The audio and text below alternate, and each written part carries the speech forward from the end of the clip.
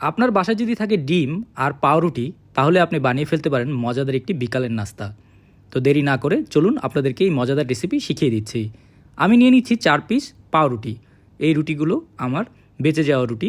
এই রুটিগুলোকে আমি লম্বালম্বি করে কেটে নিচ্ছি। এরপর এরকম 4 কোণা করে আমি স্মল করে কেটে নিব। কাটা হয়ে গেলে আমরা রুটিগুলোকে এক পাশে রেখে দিব। দেখতেই পাচ্ছেন কি সুন্দর করে আমি ছোট ছোট করে কেটে নিয়েছি। এখন এক পাশে রেখে দিব, দিয়ে আমি একটি বাটি নিয়ে নিব। বাটির ভিতরে আমি ভেঙে নিব ডিম। আমি এই রেসিপিতে ব্যবহার করব 2টি ডিম। আপনারা চাইলে ডিমের পরিমাণ বাড়িয়ে বা কমিয়ে নিতে পারেন।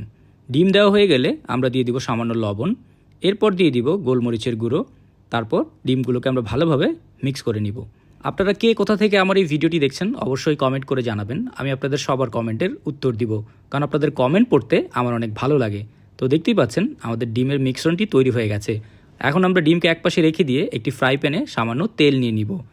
এরপর তেল গরম হয়ে গেলে আমরা এর উপরে দিয়ে দিব কুচি করে কাটা পেঁয়াজ। তারপর এই পেঁয়াজকে আমরা 2 মিনিটের মতো ভেজে নিব। 2 মিনিট ভাজলে পেঁয়াজটি একটু লাল লাল হয়ে যাবে। এরপর আমরা এই পেঁয়াজের উপরে দিয়ে দিব কুচি করে কাটা টমেটো। এরপর দিয়ে দিব কাঁচামরিচ। তারপর আমরা দিয়ে দিব লবণ স্বাদ মতো।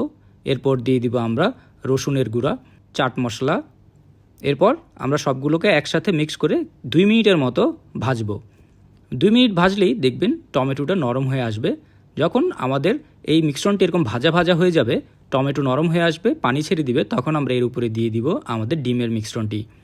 আমরা অর্ধেক মিশ্রণটি দিয়ে দিব, এরপর বাকি অর্ধেকটি আমরা পরবর্তীতে ব্যবহার করব।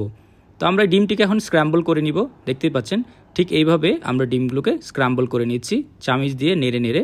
এরপর আমরা এর উপরে দিয়ে দিব আমাদের রুটিগুলো ভালোভাবে এর উপরে দিয়ে দিতে হবে, আর সবগুলো দিয়ে দিতে হবে।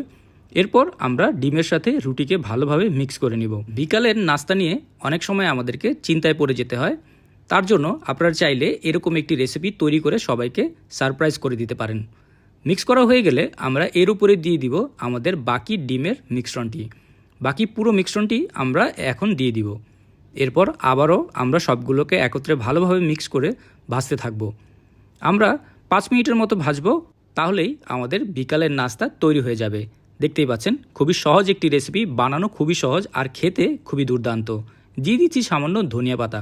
যারা আপনারা ধনিয়া পাতা খেতে পছন্দ করেন না, তারা এই ধনিয়া পাতা না দিলেও চলবে।